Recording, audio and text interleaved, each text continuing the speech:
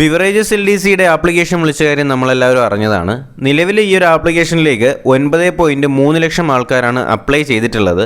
മാത്രമല്ല ഈ ഒരു തൊഴിൽ വീതിക്കകത്ത് വന്നിട്ടുള്ള ഈ ഒരു വാർത്തയ്ക്കകത്ത് നമ്മുടെ 10th ലെവലിൻ്റെ മെയിൻസ് പരീക്ഷ നടത്താൻ സാധ്യതയുള്ള തീയതിയെക്കുറിച്ചും അവർ വ്യക്തമായിട്ട് പറയുന്നുണ്ട്.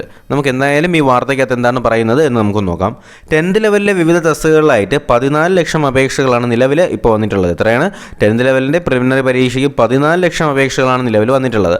അപ്പോൾ ഒരു സെക്ഷനിൽ ഒരു പരീക്ഷയിൽ PSCക്ക് നിലവിൽ 2 ലക്ഷം ആൾക്കാരെ മാത്രമാണ് പരീക്ഷ എഴുതാനായിട്ട് സാധിക്കുക. അങ്ങനെയാണെങ്കിൽ 14 ലക്ഷം അപേക്ഷകളുടെ പരീക്ഷകൾ നടത്തണമെന്നുണ്ടെങ്കിൽ ഏകദേശം 6 ഫേസുകളായിട്ടായിരിക്കും മിക്കവാറും പരീക്ഷ നടത്താനായിട്ട് പോകുന്നത്.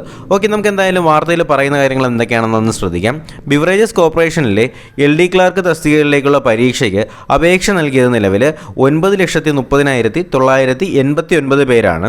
ഇതിൽ നേരിട്ടുള്ള നിയമനത്തിലുള്ള ആൾക്കാർ വരുന്നത് 9,30,758 പേരും തസ്തിക മാറ്റം വഴി വരുന്നത് 239 പേരും അപേക്ഷ നൽകിയിട്ടുണ്ട്.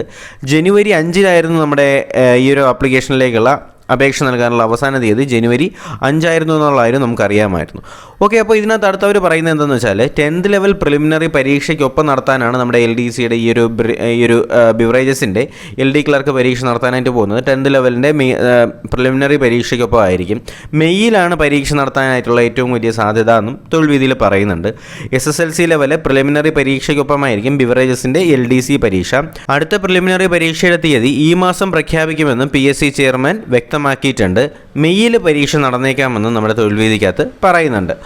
പിന്നെ ഇതിനകത്ത് പറയുന്നൊരു കാര്യം എന്താണെന്ന് വെച്ചാൽ നമ്മുടെ village field assistant, reserve watcher, അതേപോലെ ഡിപ്പോ വാച്ചർ തുടങ്ങി SSLC വരെ യോഗ്യതയുള്ള വിവിധ തസ്തികകളിലേക്കാണ് പ്രിലിമിനറി പരീക്ഷയിൽ ഉൾപ്പെടുത്തിയിട്ടുള്ളത്. ഈ തസ്തികകളിലേക്കെല്ലാം കൂടി 14 ലക്ഷം പേരാണ് അപേക്ഷകർ. കമ്പനി ബോർഡ് ലാസ്റ്റ് ഗ്രേഡ് പരീക്ഷയും ഇതോടൊപ്പമായിരിക്കുമെന്നും അവർ പറയുന്നുണ്ട്. അതൊന്ന് ശ്രദ്ധിക്കുക. കമ്പനി ബോർഡിൻ്റെ ലാസ്റ്റ് ഗ്രേഡ് പരീക്ഷ നടത്താനായിട്ട് പോകുന്നത് നമ്മുടെ 10th ലെവൽ പ്രിലിമിനറി പരീക്ഷയുടെ കൂടെ തന്നെ ആയിരിക്കും. ഒരു ദിവസം 2 ലക്ഷം പേർക്കാണ് പരീക്ഷ നടത്താൻ കഴിയുക. 5 or 6 ഘട്ടമായിട്ടായിരിക്കും അടുത്ത SSLCയുടെ ലെവൽ പ്രിലിമിനറി പരീക്ഷ പൂർത്തിയാക്കാൻ കഴിയുമെന്നും ഇതിനകത്ത് വളരെ വ്യക്തമായിട്ട് പറയുന്നുണ്ട്. ഓക്കെ, അപ്പോൾ ഇത്രയും കാര്യങ്ങളാണ് നമ്മൾ ഈ ഒരു വാർത്തയ്ക്കകത്ത് ശ്രദ്ധിക്കേണ്ട കുറച്ച് കാര്യങ്ങളെന്ന് പറയുന്നത്. പിന്നെ ഇതിനകത്ത് പറയുന്നത് എന്തെന്ന് വെച്ചാൽ നമ്മുടെ ഈ ഒരു ബിവറേജസ് LDയുടെ കഴിഞ്ഞ വർഷങ്ങളിലെ നിയമനത്തിൻ്റെ കാര്യമാണ്.